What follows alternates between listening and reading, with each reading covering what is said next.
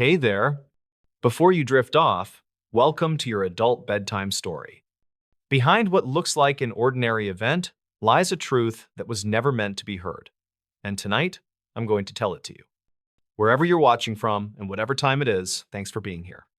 If you enjoy strange, dark, and mysterious stories, don't forget to subscribe. A paramedic's final notes from a rural highway call. The call entered the county system late in the afternoon, marked routine and flagged as low urgency. Single vehicle off the roadway, unknown injuries, rural highway with no follow-up callers. The paramedic assigned was Cole Rourke, 37 years old, a senior responder with more than a decade on rural calls. He worked for a county EMS service responsible for hundreds of miles of farmland and lightly traveled roads. Cole had responded to heart attacks in grain silos and rollovers in drainage ditches before sunrise. This call sounded easier than most, and nothing in the dispatch notes suggested otherwise. His partner was already transporting another patient, leaving Cole to respond alone, which was normal for that district. He acknowledged dispatch, confirmed his route, and pulled the ambulance out of the substation. The highway cut through flat land broken by shallow ditches and thin lines of trees. Locals avoided it after dark due to poor lighting and long response times. 6 minutes into the drive, Cole radioed dispatch without being prompted. He reported reaching the mile marker, but said he did not see a vehicle from the roadway. Dispatch advised him to slow down and check the shoulder. Cole confirmed and pulled onto the gravel, setting his hazards before stepping out. His body camera activated automatically, recording wind, insects, and complete silence otherwise. There were no cars passing, no farm equipment, and no houses within sight.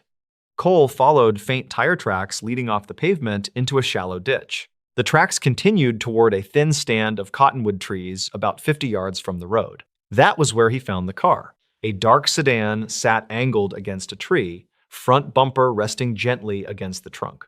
There was no smoke, no leaking fluids, and no sign of a high-speed impact. The engine was off, and the keys were still in the ignition. Cole approached carefully, announcing himself as he always did. There was no response from inside the vehicle. The driver's door was closed, but unlocked. Cole opened it and leaned in, then paused longer than expected. He checked for a pulse, then checked again. The body camera captured a slow exhale before he spoke. He reported one adult male, unresponsive, no pulse, no obvious traumatic injuries. His voice was calm, but noticeably slower. Cole requested law enforcement and an additional unit, stating the patient was deceased under unclear circumstances. Dispatch acknowledged and advised assistance was at least 20 minutes out. Cole began documenting the scene, taking photos of the car, the tracks, and the surrounding ground. He commented that the damage did not match the condition of the body. There were no seatbelt marks, no head wounds, and no visible injuries explaining death. He added that the skin felt unusually cold for the time of day and weather. As Cole moved around the vehicle, he stopped speaking mid-sentence. The camera recorded him turning his head slightly, listening. A faint rustling sound came from the tree line behind the car. Cole dismissed it at first, mentioning deer or other wildlife common to the area, but the sound continued. Slow footsteps moving through dry leaves. Cole called out, identifying himself and asking if anyone needed help. There was no reply, but the footsteps moved farther away. He radioed dispatch and reported that someone might have left the scene on foot. Dispatch advised him to remain with the ambulance and wait for law enforcement. Cole acknowledged but hesitated. He said he needed to confirm there were no additional patients. He picked up his flashlight and stepped a short distance into the trees. As he walked, he dictated notes about uneven ground and disturbed leaves. After a few steps, he stopped again. His breathing changed, becoming shallow and controlled. Cole reported seeing footprints that did not match his boots. They appeared barefoot, pressed into damp soil.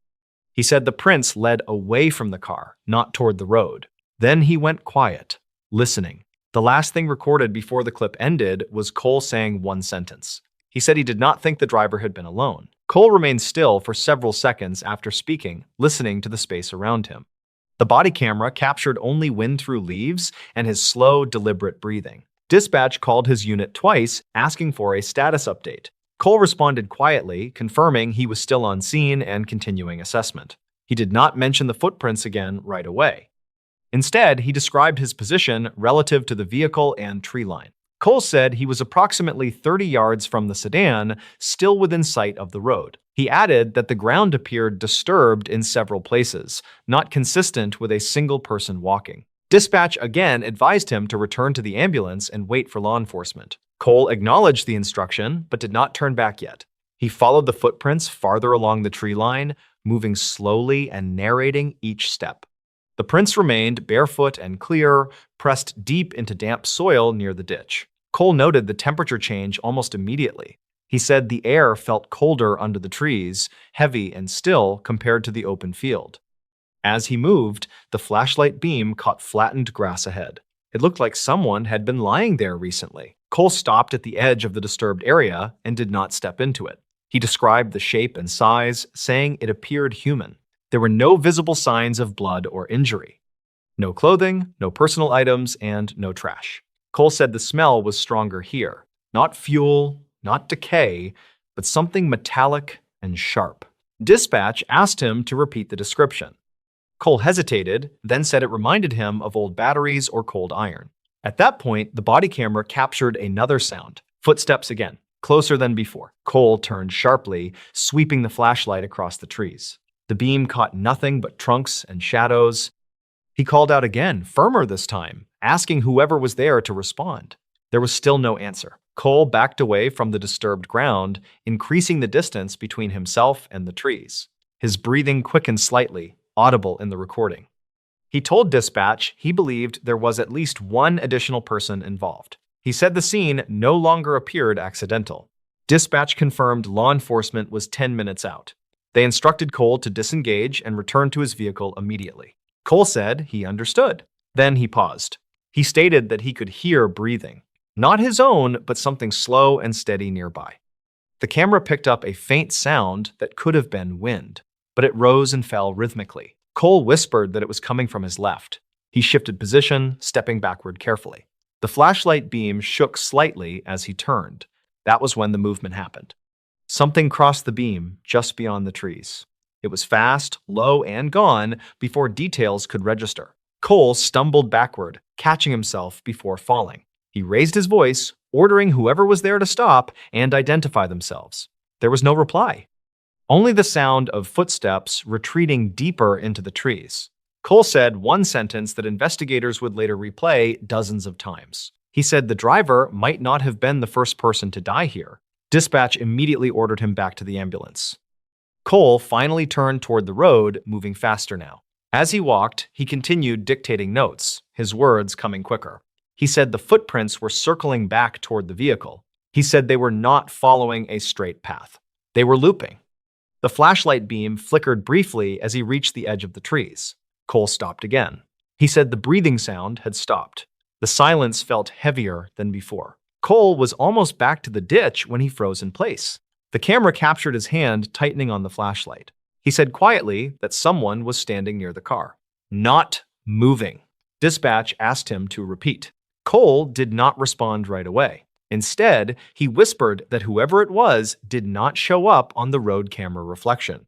He said he could see the car, but not the person clearly. The last clear audio in this segment was Cole saying he did not think this was a crash scene anymore. Then, the recording cut briefly, as if the signal dropped. When the body camera feed resumed, the angle had shifted slightly lower, as if Cole had crouched. His breathing was audible again, slow but forced, controlled with effort. Dispatch was still on the line, calling his unit number repeatedly. Cole answered once, quietly, confirming he could still hear them. He said he was near the edge of the ditch, with the ambulance in sight. He added that he was not alone anymore. The flashlight beam moved across the ground in short, deliberate motions. Cole narrated what he could see, careful with every word. He said there was a figure standing near the sedan.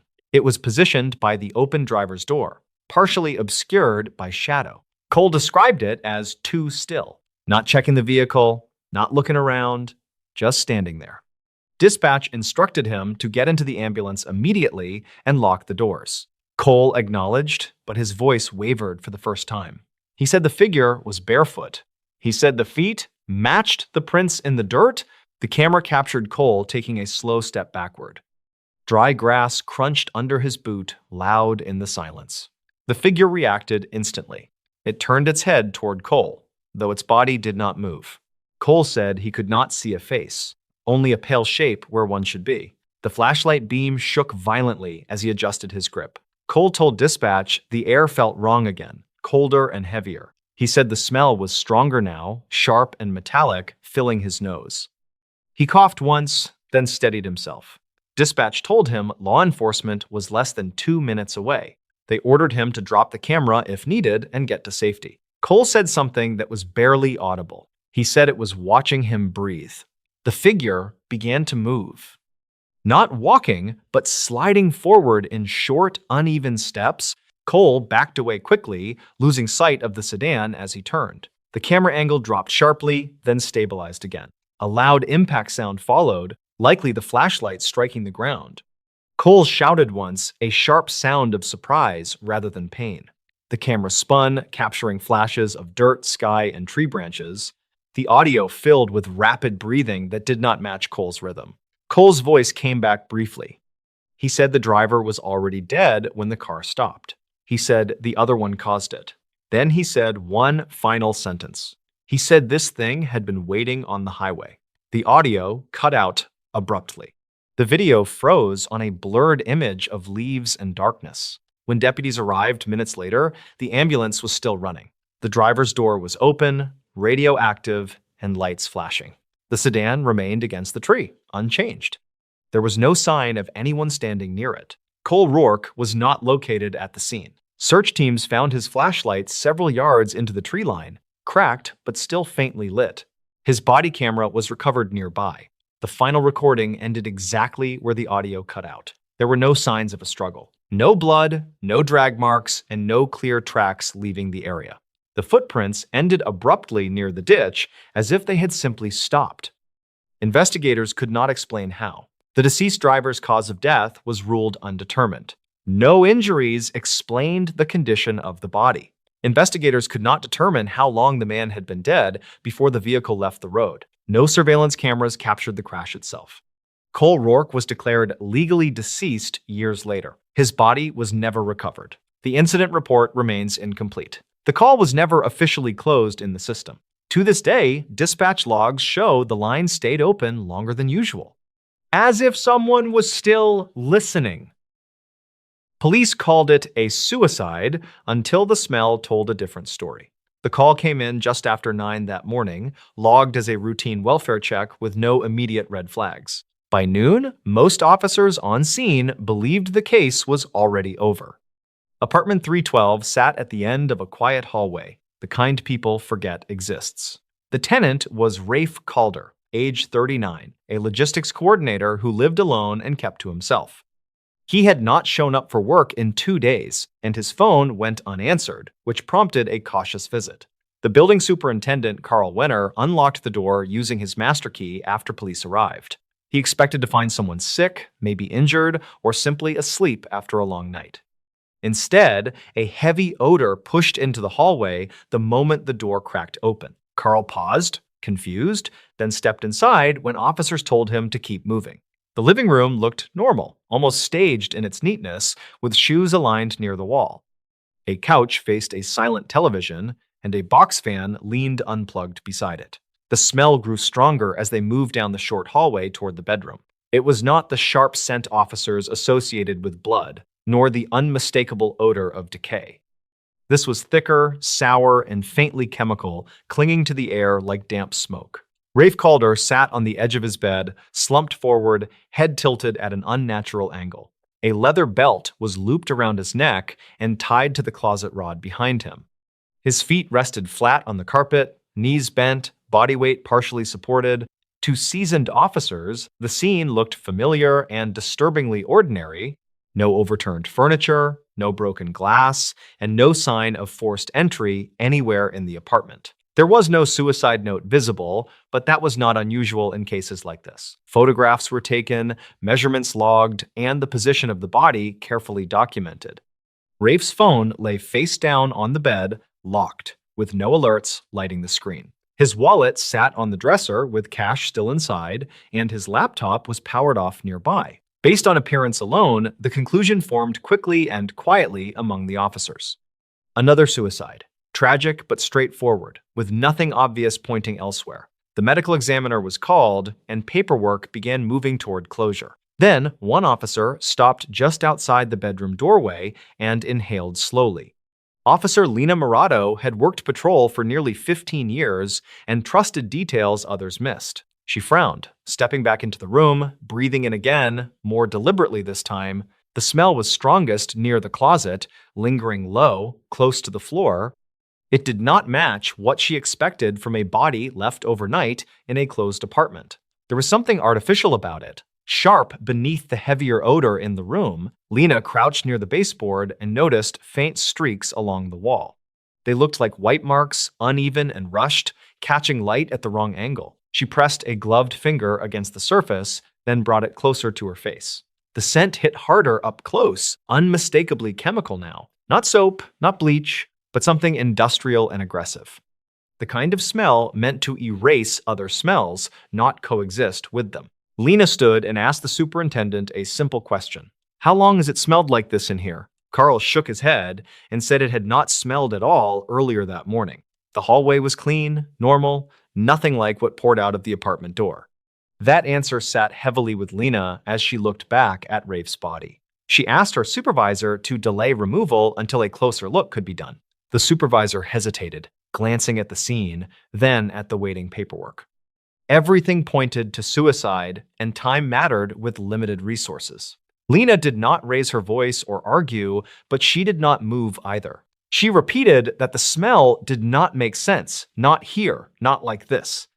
After a moment, the supervisor agreed to slow things down.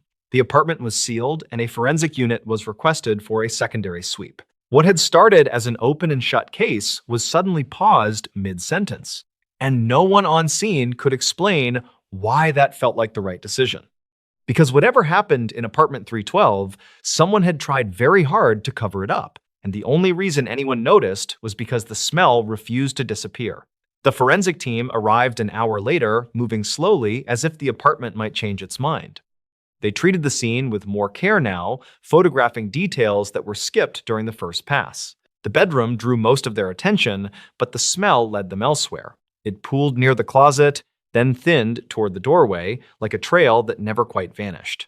Technicians followed it low, close to the floor, where cleaning is often rushed or forgotten. Along the baseboards, faint streaks appeared under angled light. They were not obvious, but they were consistent, repeating in short, hurried motions. Swabs were taken from the wall, the carpet edge, and the underside of the closet rod.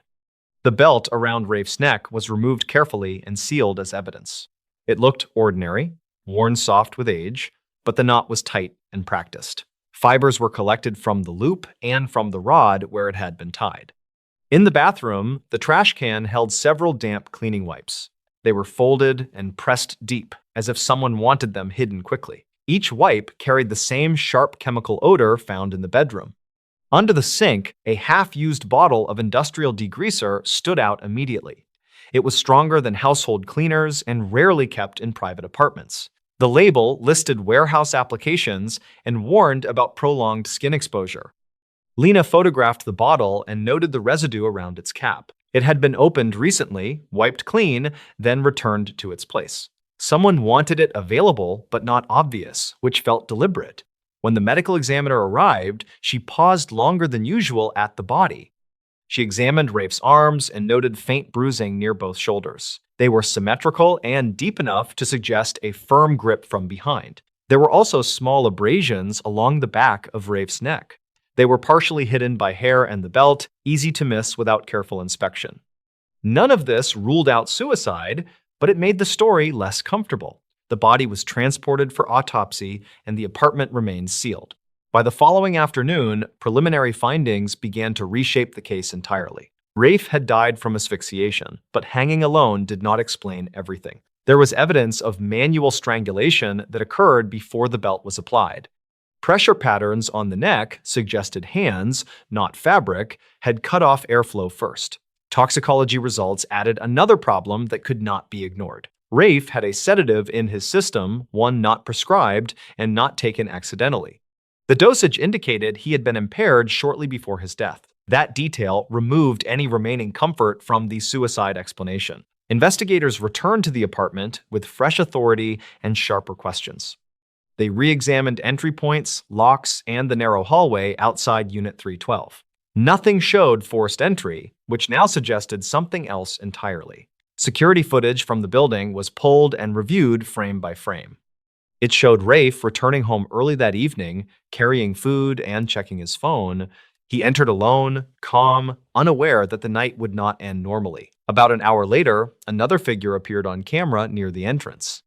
The person used a key fob, not a forced door, and moved with familiarity. The footage was grainy, but the visit lasted nearly 3 hours. When the figure finally left, they carried a small bag held close to the body. The bag was never found, and no explanation appeared in Rafe's belongings. Investigators now knew one thing with certainty. Rafe Calder had not been alone that night. Someone had been with him, close enough to drug him, restrain him, and kill him. Then they stayed long enough to clean, stage, and almost succeed. Almost. Once investigators knew someone else had been inside the apartment, the focus shifted to motive and access. Rafe Calder lived quietly, but his job placed him around valuable shipments and sensitive internal records. Detectives began with his workplace, interviewing coworkers who had seen him most recently. Rafe worked as a logistics coordinator, responsible for tracking high-value freight across several regional hubs. On paper, his role was administrative, but in practice, he noticed patterns others ignored. Over the past month, he had flagged discrepancies in shipping logs that did not resolve themselves. Most coworkers described Rafe as private but reliable, not the type to exaggerate problems. One name came up repeatedly during interviews, a senior floor supervisor named Brent Holland. Brent was 42, well-liked, and known for keeping industrial supplies on hand. According to colleagues, Rafe and Brent had argued quietly the week before Rafe died. It was not public, no shouting, just a tense exchange near the loading bay. Rafe reportedly accused someone of manipulating records to cover missing inventory. When questioned, Brent denied any conflict and said Rafe seemed stressed and distracted.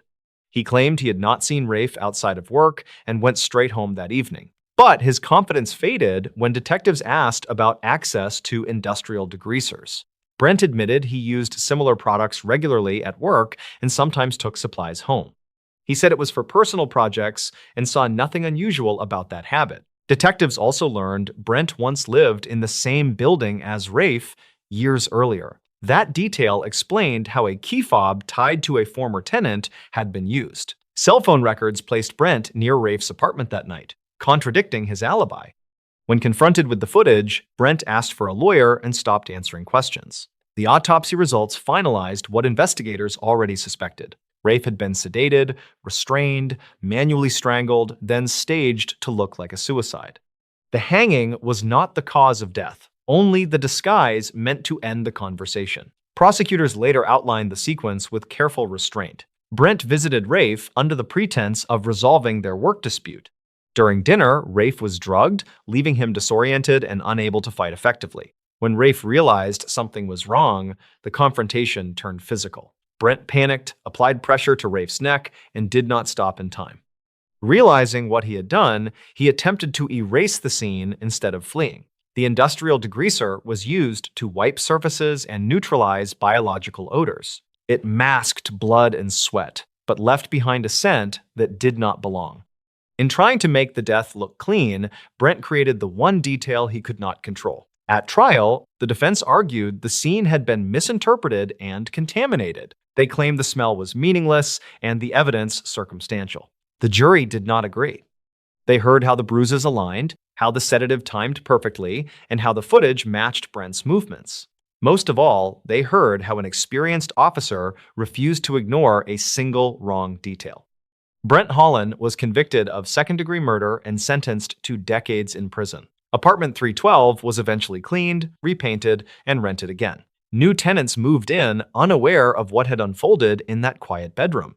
To most people, it was just another unit in a forgettable hallway. Inside the department, the case became a quiet lesson passed between officers. Not every truth announces itself loudly or leaves obvious damage behind. Sometimes it lingers softly in the air, waiting for someone to notice. This forgotten highway turnout became a trap. The turnout didn't have a name. It never did. It was just a wide patch of gravel carved into the side of an old two-lane highway, barely noticeable unless someone was actively looking for a place to stop.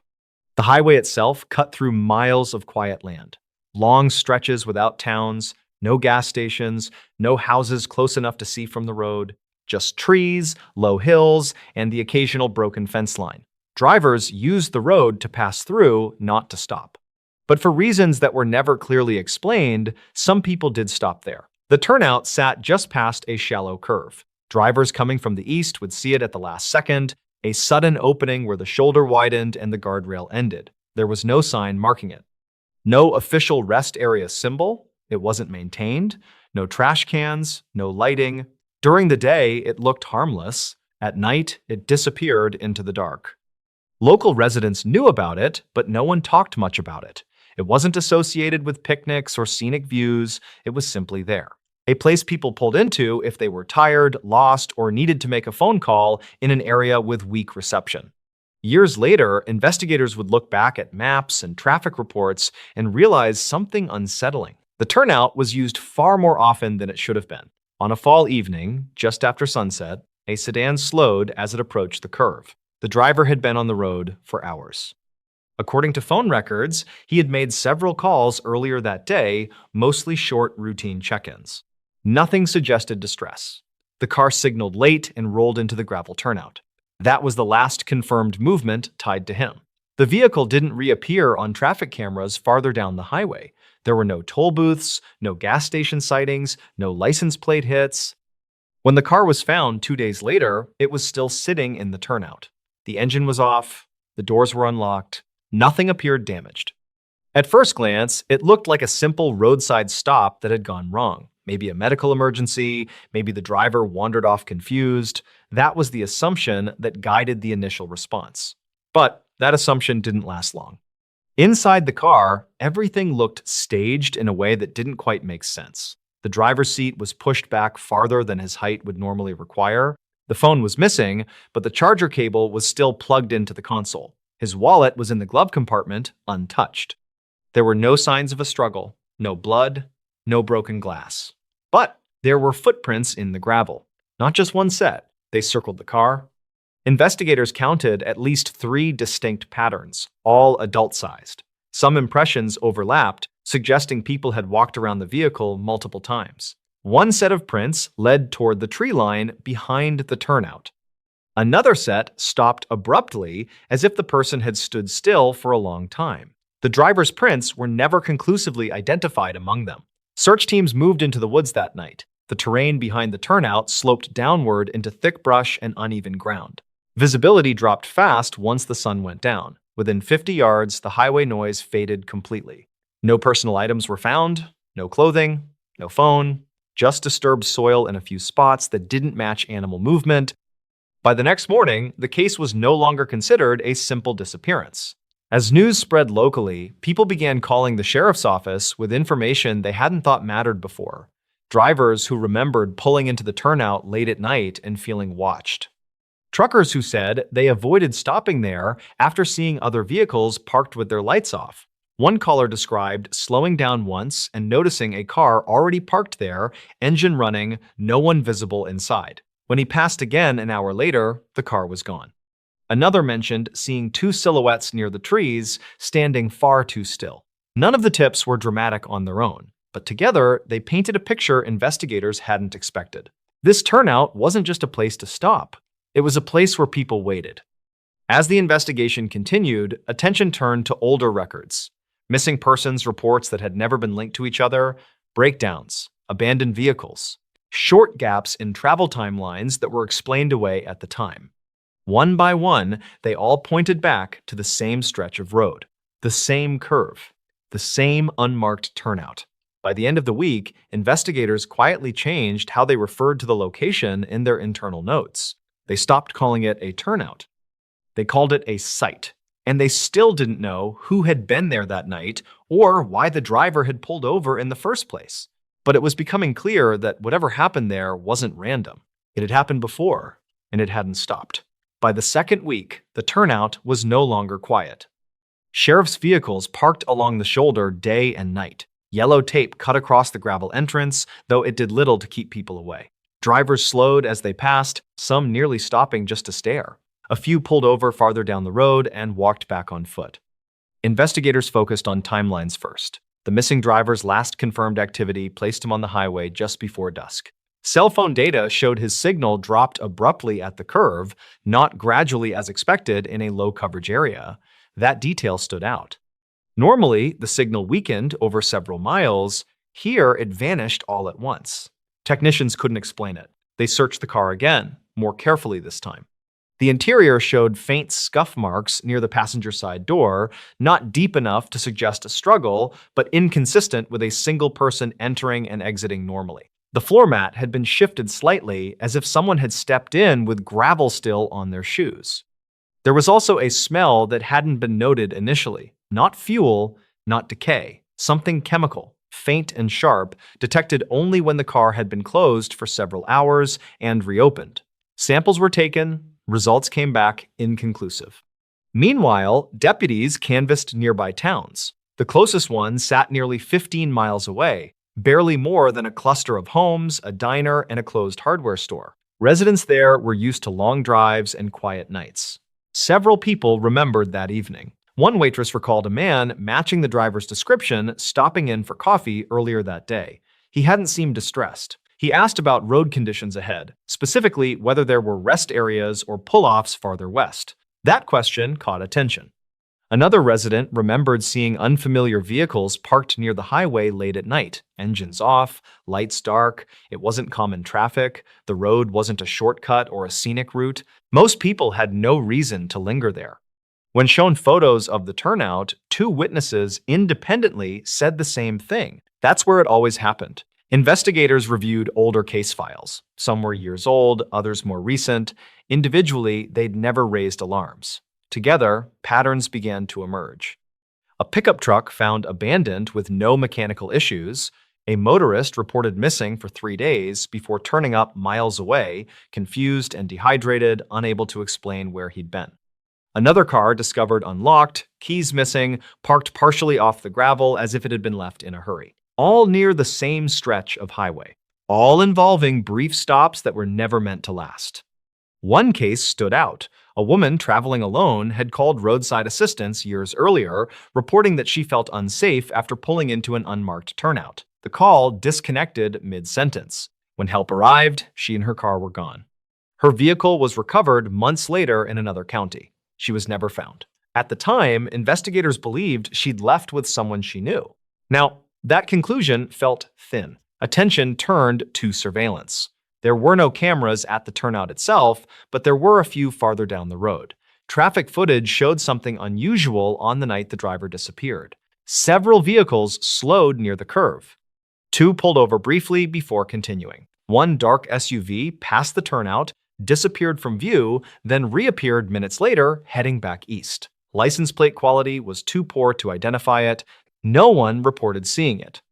Search teams expanded their efforts. Cadaver dogs were brought in. They showed interest near the tree line, but didn't lead to a body. Ground-penetrating radar was considered, then quietly ruled out due to terrain and cost. Behind closed doors, investigators debated theories. Some believed the driver had encountered people already at the turnout. Others suggested he'd been followed. A few argued it was coincidence, layered on top of coincidence, nothing more. But there was one detail no one could ignore: the footprints. Experts determined they were made within a short window of time, not hours apart, not days. Whoever had been there that night had arrived and left close together, and none of the prints matched known law enforcement, searchers, or the driver's previous footwear. As pressure mounted, the sheriff's office made a decision that wasn't announced publicly. They reopened the older cases. Quietly. Files were relabeled, evidence bags were pulled from storage, witnesses were contacted again, this time with different questions. Not, what did you see? But who else was there? And as investigators dug deeper, they began to suspect something more deliberate than chance.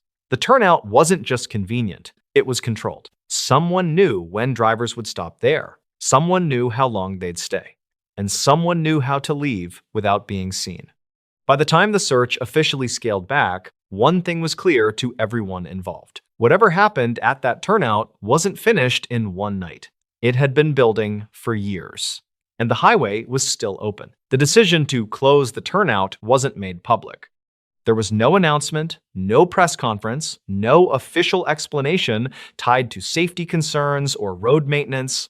One morning, concrete barriers simply appeared at the entrance. Fresh gravel was pushed over the tire tracks, a short section of guardrail was extended, cutting off access entirely. On paper, it was listed as a routine highway modification. To investigators, it felt like surrender. By then, the missing driver's case had stalled. Searches had turned up nothing new, phone records remained silent past the moment the signal dropped, bank accounts showed no activity, there were no sightings that could be verified. He had vanished without leaving behind a single confirmed step beyond the turnout. The reopened cases brought more questions than answers. Evidence from older incidents was limited. Some items had been lost over time. Others were contaminated by years of handling under assumptions that now seemed flawed. Witnesses struggled with memory. Timelines blurred. Details shifted with each retelling. Still, certain elements refused to go away. Multiple drivers across different years described the same uneasy feeling when stopping there. The sense of being observed from just beyond the headlights. The impression that someone was nearby waiting for the engine to shut off. None of them could describe a face. Just presence. Investigators examined whether the location itself played a role. The curve limited visibility. The tree line created natural cover. The gravel muffled footsteps while preserving tracks. At night, headlights from passing cars briefly illuminated the turnout, then vanished, creating windows of light and darkness in steady rhythm. It was a place where timing mattered.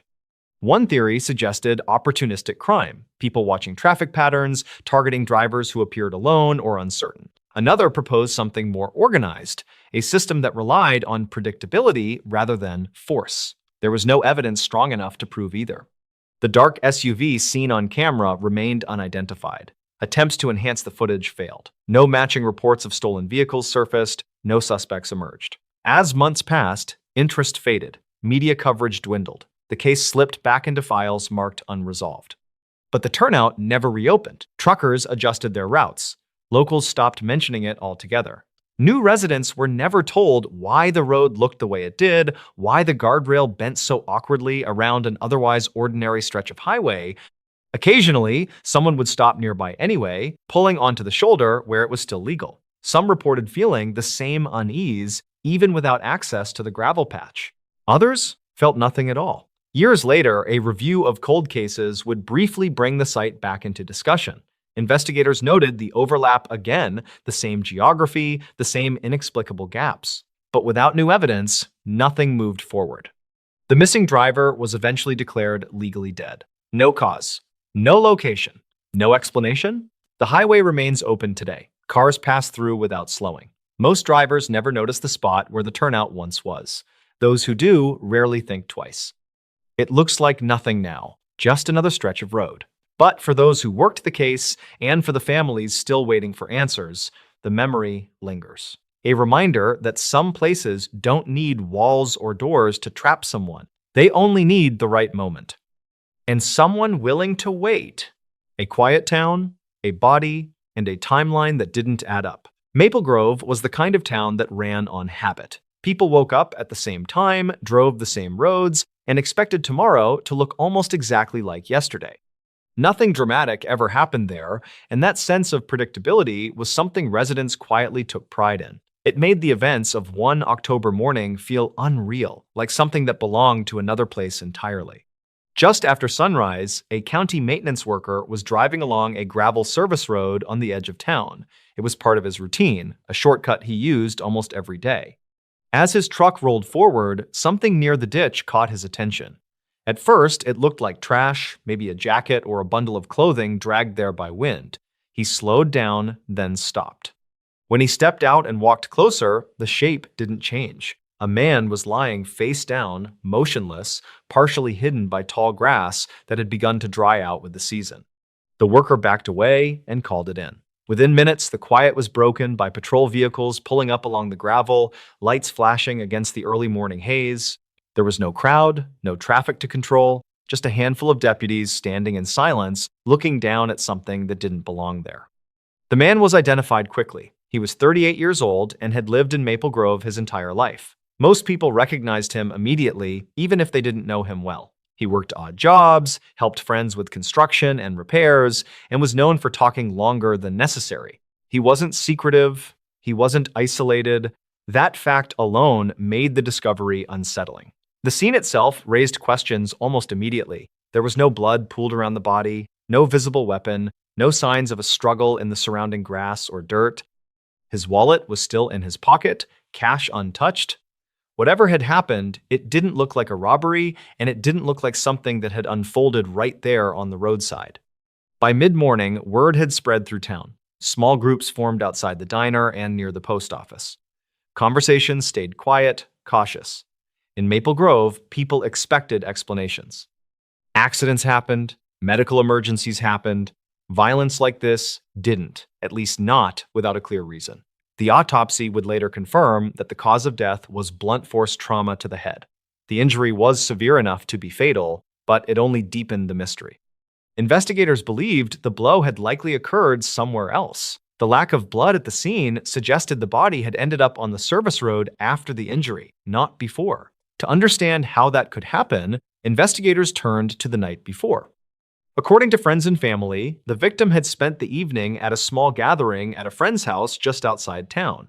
It wasn't a party, just a few people sitting around, drinking beer, watching television, and talking.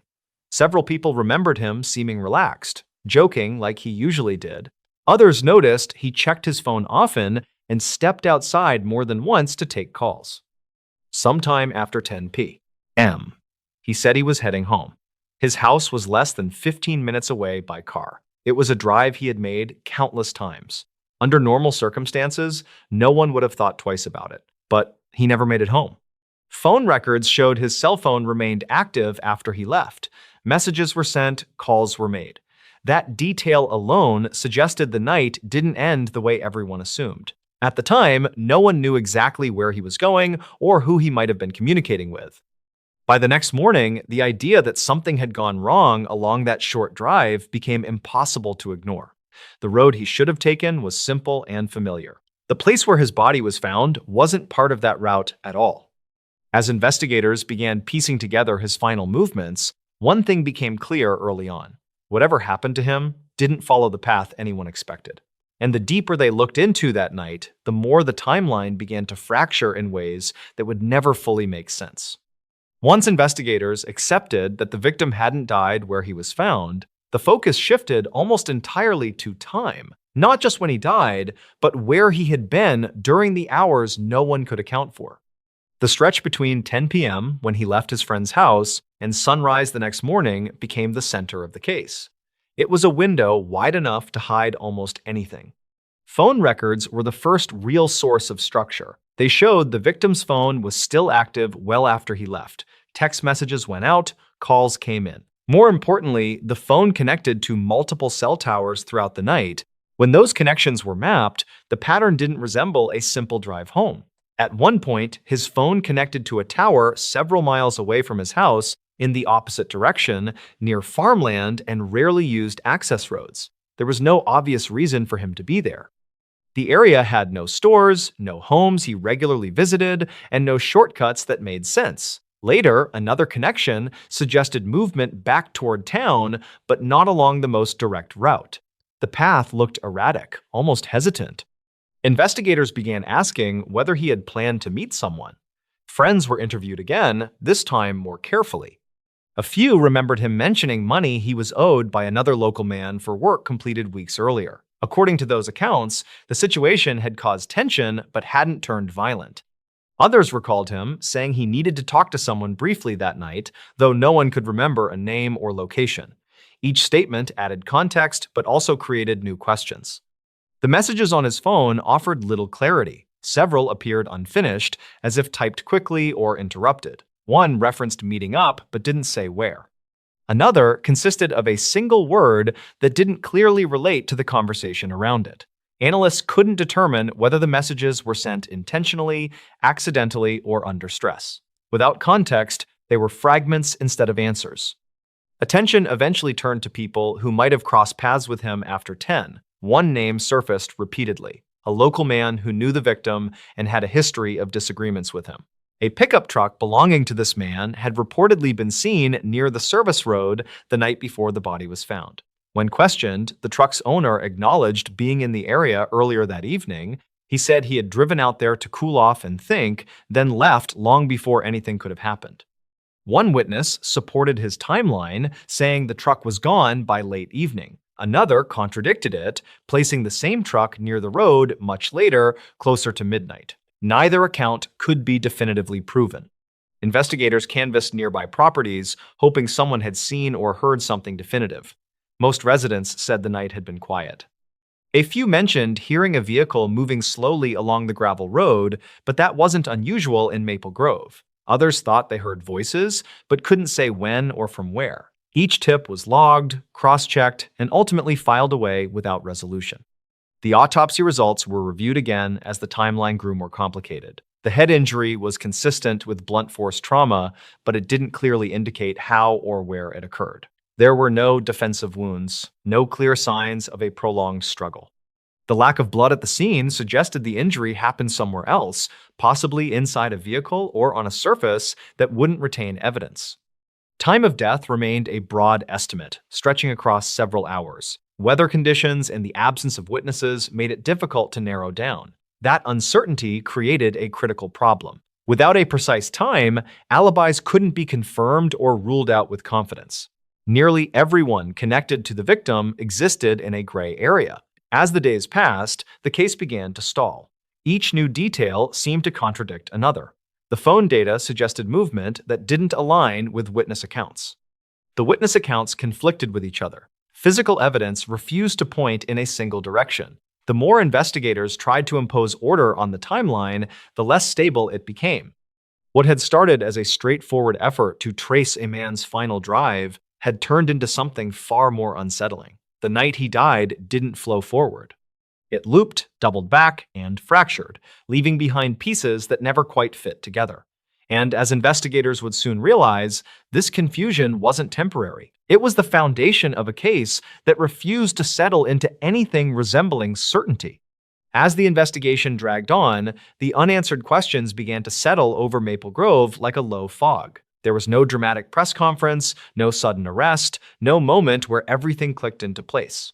Instead, there were follow-up interviews, quiet meetings, and long stretches of waiting. The case never closed, but it also never moved forward in any meaningful way. For the victim's family, the absence of answers became its own kind of burden. They replayed the same details over and over. Why had he gone in the opposite direction from home? Who had he been trying to meet? Why did no one come forward if something had gone wrong? Each question led back to the same problem. The timeline didn't hold. Investigators continued to review the case file periodically. Phone records were examined again. Witness statements were reread with fresh eyes. Maps were spread out, routes traced and retraced. Nothing new emerged. The same contradictions remained. One piece of information would seem promising until it collided with another that made it unusable. The theory that the fatal injury occurred inside a vehicle was considered more seriously over time. It could explain the lack of blood at the scene and the erratic phone movement. But without physical evidence tying a specific vehicle to the injury, it remained just that, a possibility, not proof. Rumors continued to circulate quietly through town. People talked in private, careful about what they said and to whom. In a small community, suspicion had consequences. Law enforcement avoided naming suspects publicly, emphasizing that no one had been charged and that the investigation was ongoing. Officially, the case remained open. Years passed. Advances in forensic science prompted another review. Clothing fibers and trace materials collected early on were re-examined. Investigators hoped that new techniques might reveal something missed before. The results added detail but not clarity. Nothing definitively changed the understanding of what had happened that night. The gravel service road returned to being just another forgotten stretch of land. Grass grew back, tire tracks faded, new residents drove past without knowing what had been found there years earlier. But for those who remembered, the place never felt entirely ordinary again. The case didn't fade because it was solved. It faded because there was nowhere else for it to go. The evidence didn't converge, witnesses didn't align. Time worked against memory instead of sharpening it. According to investigators, the case remains open to this day. It exists in reports and databases, waiting for a detail that might finally make the timeline hold together. Until that happens, the story ends the same way it has for years, with a body found in a quiet town, a night that refuses to explain itself, and a timeline that never added up. This recovered voicemail was never meant for you. The digital file sat unnoticed on a corrupted hard drive for nearly 15 years before anyone clicked play.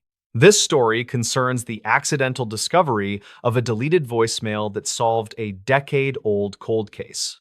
It involves a single piece of audio evidence that implicated a trusted community figure in a grim conspiracy. In the winter of 2022, Silas Kane was working as a freelance data recovery specialist. He operated out of a small, windowless office located in the basement of a refurbished warehouse in the city. Silas was 41 years old and spent his days salvaging family photos from water-damaged laptops. His primary goal for that rainy Tuesday was to recover data from a batch of estate sale electronics. A local probate attorney had hired him to scan several old devices for any financial records or crypto keys. The attorney was handling the estate of a wealthy but reclusive property developer who had died without a will. The box of electronics smelled of mildew and stale tobacco smoke, suggesting it had been stored in a damp basement.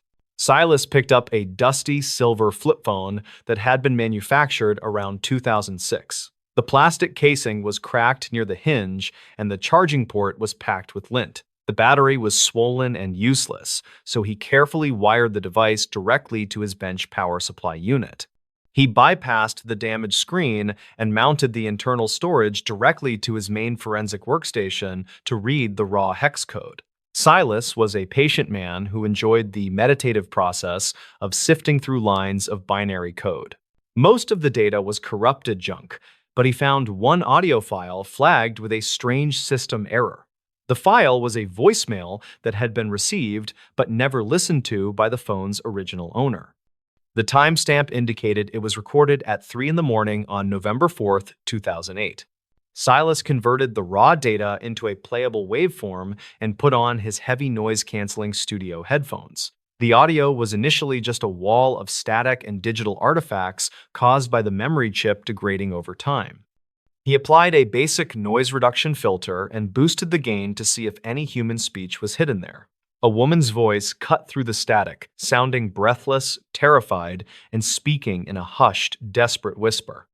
She said, "I am at the meeting spot, but the gate is locked. Please pick up the phone right now." The voice cracked with emotion, and Silas could hear the distinct sound of her shallow, panicked breathing against the microphone. This discovery immediately unsettled Silas because he recognized the date from a famous local missing persons case. A young investigative journalist named Clara Reed had vanished on that exact night in 2008 without a trace.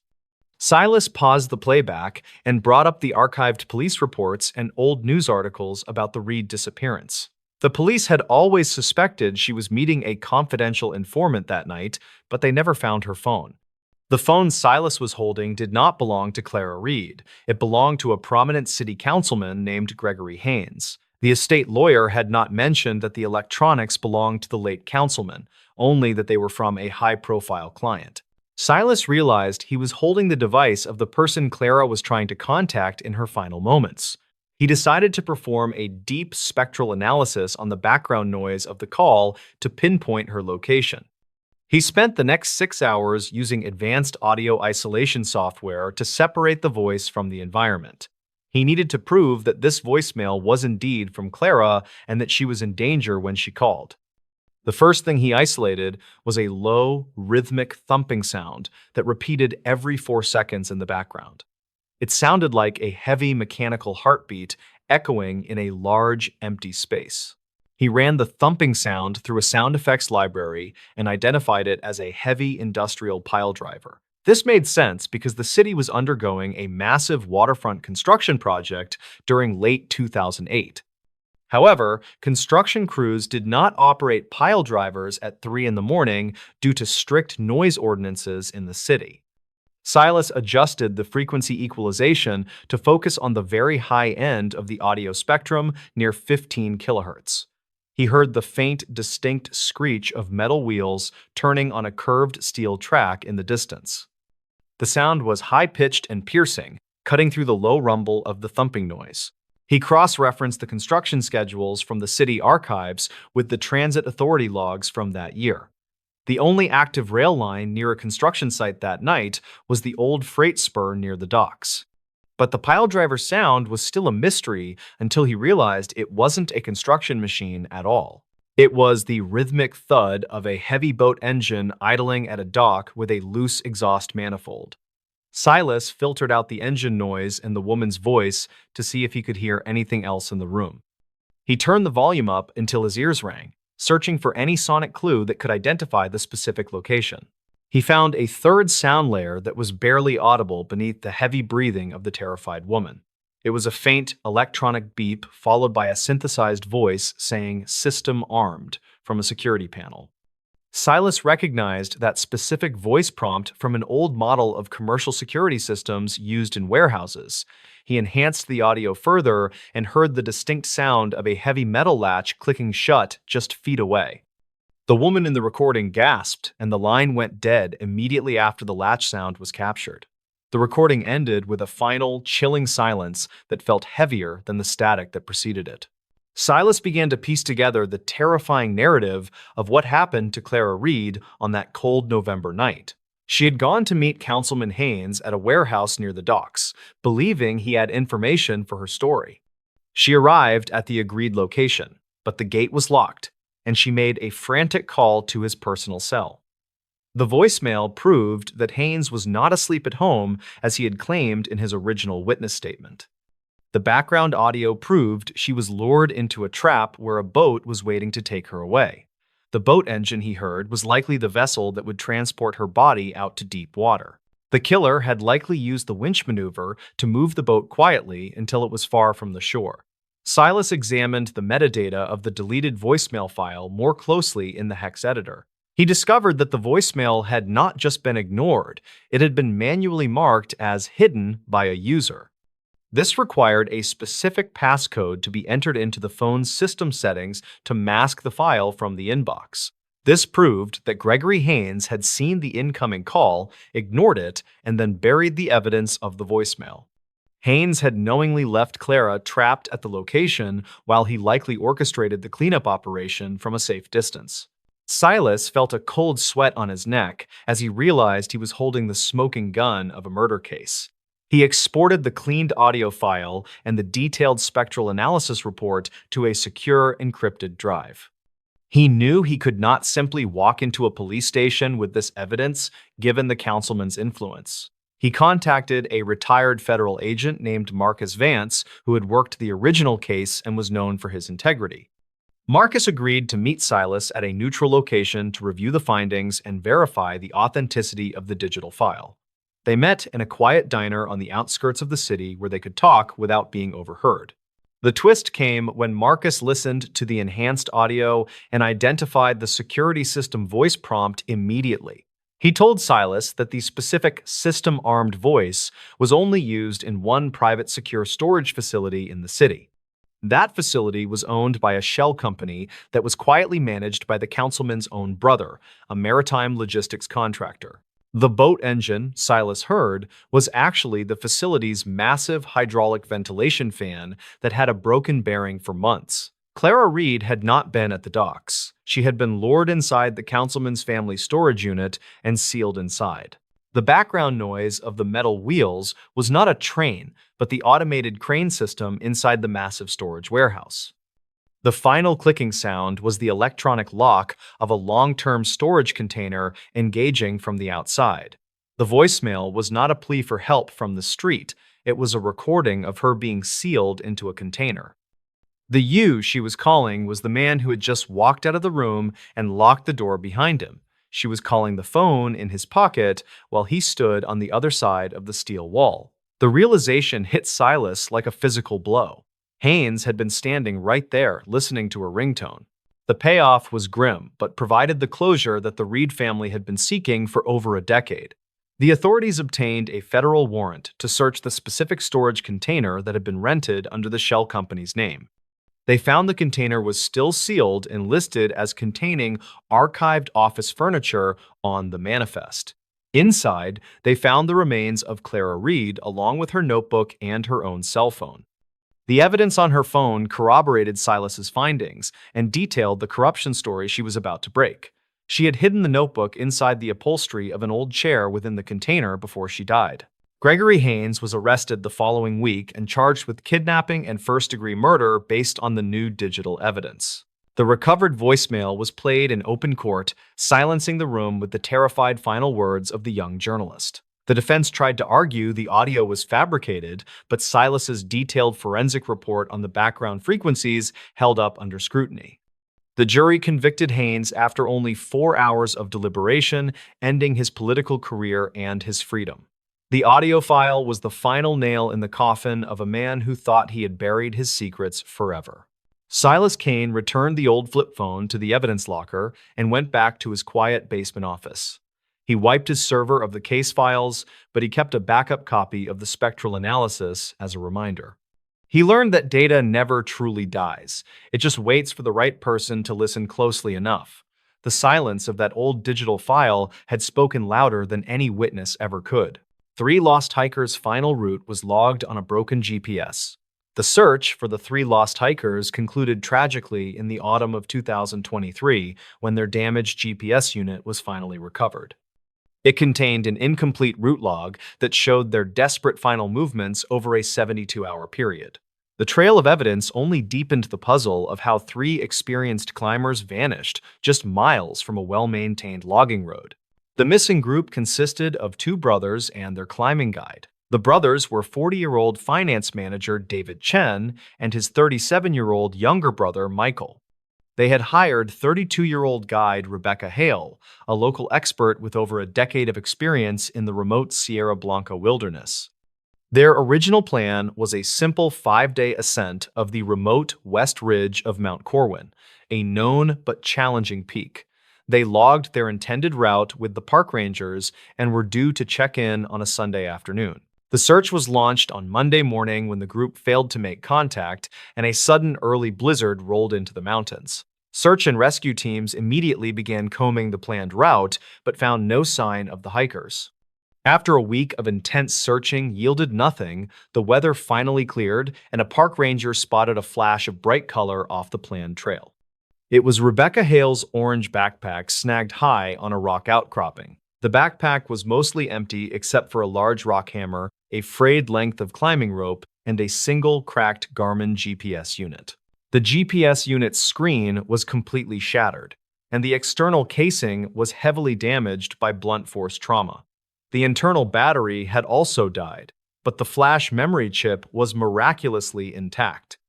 The lead investigator, Captain Elias Thorne of the Sheriff's Department, immediately sent the unit to the forensics lab for data extraction. The technicians managed to recover a partial route log showing the group's movements up until the unit was damaged and stopped recording. The recovered log confirmed the group had been following their pre-planned ascent route for the first 2 days of the hike. The final 72 hours of data, however, showed a dramatic and inexplicable deviation.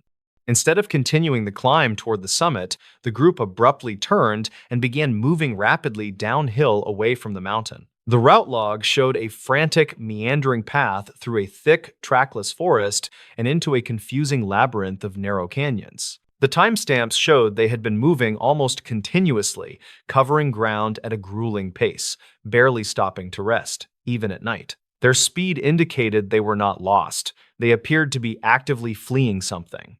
The final recorded point placed them less than 5 miles from the main, well-traveled logging road, which made their continued disappearance even more baffling. They should have reached the road and found help long before the blizzard hit the area. Captain Thorne immediately organized a new search based on the GPS unit's final logged coordinates. The search team reached the last recorded location and found the terrain exactly as the GPS indicated. It was a steep, heavily wooded ravine leading to a wide, open clearing. In the center of the clearing, the team found a hastily constructed, crude shelter made of broken branches and rocks. It was clearly abandoned and contained no sign of the three hikers. Inside the shelter, the team found a small, waterproof journal belonging to David Chen, the older brother. The last entry was dated 2 days after the GPS stopped recording and was scribbled frantically in the margins of a blank page. The final sentences were almost illegible but suggested a profound sense of terror. David wrote about an unusual repeating sound and the constant presence of something that followed them but was never directly seen. He mentioned that Michael, his younger brother, had been hearing the sound for over a day before the other two noticed it. The journal confirmed the group had been hiding in the woods near the shelter. David also referenced a disagreement with Rebecca, the guide, over how to escape the unseen threat. Rebecca had insisted on staying put, arguing the unseen thing could not follow them into the dense forest, but the brothers insisted on fleeing downhill toward the logging road. The journal ended with a final desperate line about following Michael, who had reportedly run out into the open clearing. Captain Thorne went back to the forensic lab report on the cracked GPS unit. The technicians had also retrieved the corrupted internal memory file, which contained the system error log. The log showed the GPS unit's antenna had been jammed by a massive localized radio frequency interference a few hours before the unit was struck and shattered. The report noted the frequency was a highly unusual band, not typically used for civilian communications. Thorne realized the sound David Chen wrote about in his journal was almost certainly the high-pitched whine of the radio frequency interference that jammed the GPS. But the signal was highly localized and should have only affected the GPS unit. Michael, however, was hearing the sound before the GPS failed. Thorne immediately started researching the effects of high-frequency radio waves on the human auditory system. He discovered that certain rare individuals, typically young adult males, can experience a highly localized high-frequency sound known as the Frey effect when exposed to powerful pulsed microwave radiation. The effect is caused by a rapid thermal expansion of the inner ear tissue when exposed to the radiation.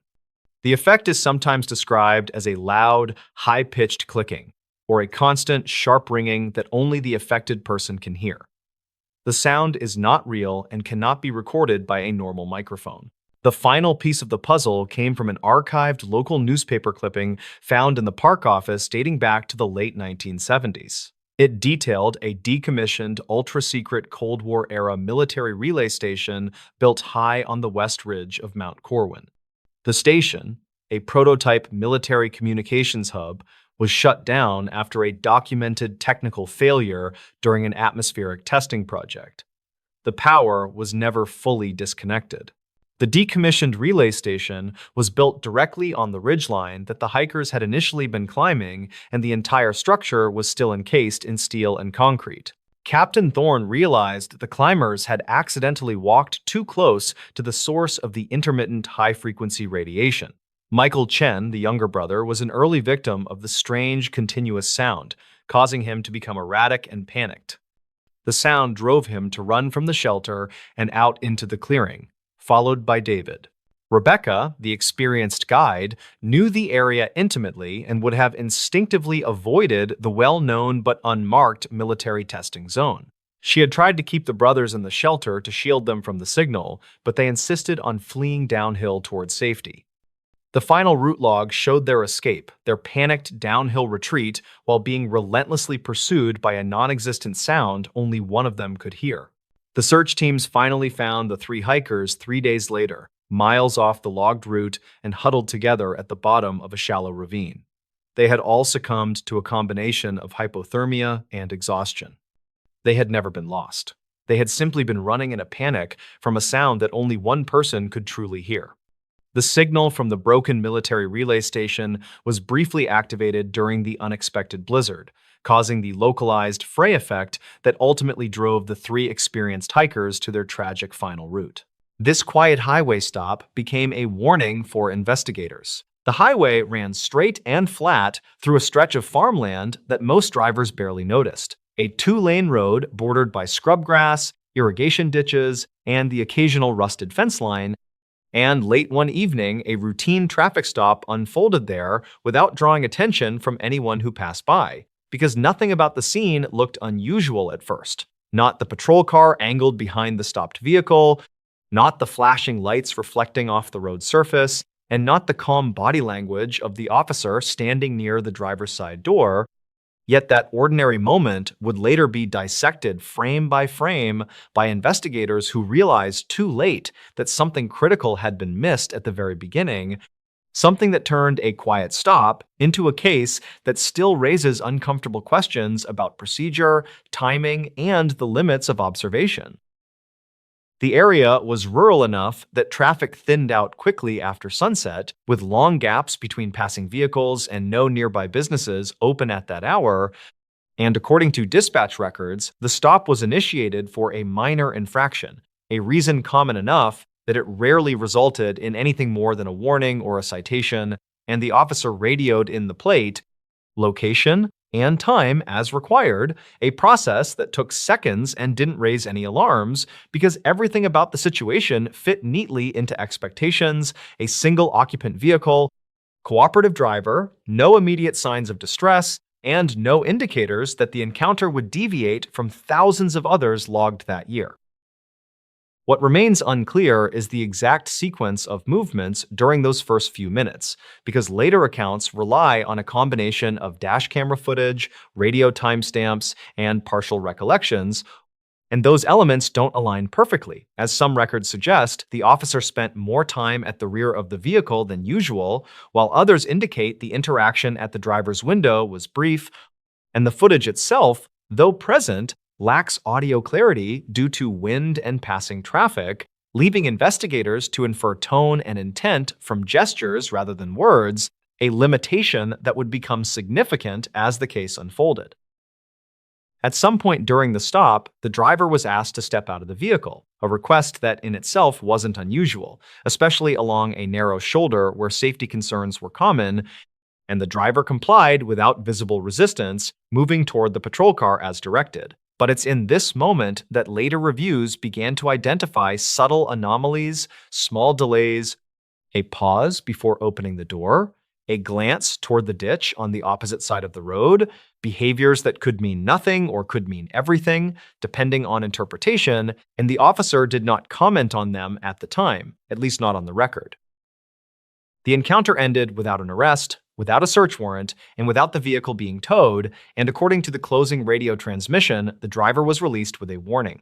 The patrol car pulling away first, while the stopped vehicle remained on the shoulder for a short period before re-entering traffic, and that should have been the end of it, another forgettable stop on a quiet highway. But within 48 hours, the same vehicle would be linked to a missing person report filed in a nearby town, a report that immediately drew attention back to that otherwise unremarkable interaction. The missing person was an adult with established routines, someone who rarely went long without contacting family, and when that pattern was broken, relatives initially assumed a benign explanation: car trouble, a dead phone, a delayed return. But as hours turned into days, concern escalated. And when investigators traced the last confirmed sighting to the highway stop, the significance of that moment shifted, transforming routine documentation into primary evidence, and the dash camera footage was pulled, reviewed, and copied multiple times, each viewing layered with increasing scrutiny. Investigators noted that the driver's demeanor during the stop didn't obviously signal distress, yet there were inconsistencies when compared with later statements from acquaintances who described heightened anxiety in the days leading up to the disappearance. And this disconnect raised questions about whether the driver was concealing something during the stop or whether the interaction itself contributed to what followed. And because the officer involved had followed protocol as understood at the time, the case quickly became less about individual fault and more about systemic blind spots. A search effort focused initially on areas near the stop location, including the roadside ditches, nearby fields, and a cluster of abandoned structures less than a mile away, and volunteers walked shoulder to shoulder through tall grass, while law enforcement canvassed landowners for access. But despite extensive ground coverage, nothing directly connected to the missing person was found. No personal items, no signs of a struggle, and no vehicle debris, deepening the mystery rather than clarifying it. Attention then turned to the vehicle itself. which had been located parked behind a residence unrelated to the missing person, a fact that introduced new complexity because it suggested movement after the stop that wasn't initially accounted for, and records showed the vehicle had been driven again, though by whom and under what circumstances remained uncertain, and this gap in the timeline forced investigators to reconsider assumptions made early in the case. As the investigation widened, discrepancies emerged between the officer's report and what could be verified through data, including slight differences in timestamps and location markers, none of which independently indicated wrongdoing, but together they created a picture that felt incomplete, and internal reviews examined whether additional steps could have been taken during the stop, such as extended questioning or a welfare check, while acknowledging that hindsight inevitably sharpens perception in ways unavailable in real time. Some investigators questioned whether the stop had inadvertently interrupted an unfolding crisis, a moment when intervention might have altered the outcome, while others cautioned against retrofitting responsibility onto a routine encounter, emphasizing that law enforcement operates within legal and practical limits that don't allow for indefinite detention based on intuition alone, and this tension between what was permissible and what might have been beneficial became a recurring theme in internal discussions. The case took another turn when a tip suggested the missing person had been seen later that same night at a location miles away from the highway, but the account couldn't be corroborated by surveillance footage or additional witnesses, and investigators were left weighing its credibility against the lack of supporting evidence, a task made harder by the passage of time and the fading reliability of memory. Months passed without resolution, and the investigation shifted into a long-term phase characterized by periodic reviews, renewed searches prompted by tips, and ongoing communication with the family. And throughout this period, the highway stop remained a focal point, not because it provided answers, but because it represented the last confirmed interaction between the missing person and an authority figure, a moment frozen in digital record yet resistant to definitive interpretation. Training materials were quietly updated in some jurisdictions to emphasize broader situational awareness during traffic stops, encouraging officers to consider context beyond the immediate violation. And while these changes weren't publicly linked to any single case, those familiar with the investigation understood the connection, seeing it as an acknowledgement that routine encounters can intersect with larger narratives in unpredictable ways. For the family, the lack of closure remained the most painful aspect, as each review and procedural adjustment underscored the absence of concrete answers about what happened after that quiet stretch of road faded from view and public interest waned over time, leaving the case largely confined to internal files and occasional local coverage. Years later, when investigators revisited the case with fresh eyes and updated tools, the same limitations persisted.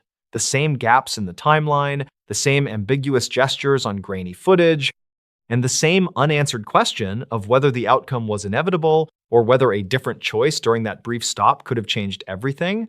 And in that sense, the case became less about solving a single disappearance and more about understanding how easily critical moments can slip past unnoticed. The highway remains unchanged, still carrying drivers through the landscape without pause, and most stops that occur there end exactly as expected, documented, and forgotten. Yet, for those familiar with the case, that stretch of road serves as a reminder that even the most ordinary encounters can carry unseen weight, and that the line between routine and revelation is often thinner than it appears at first glance.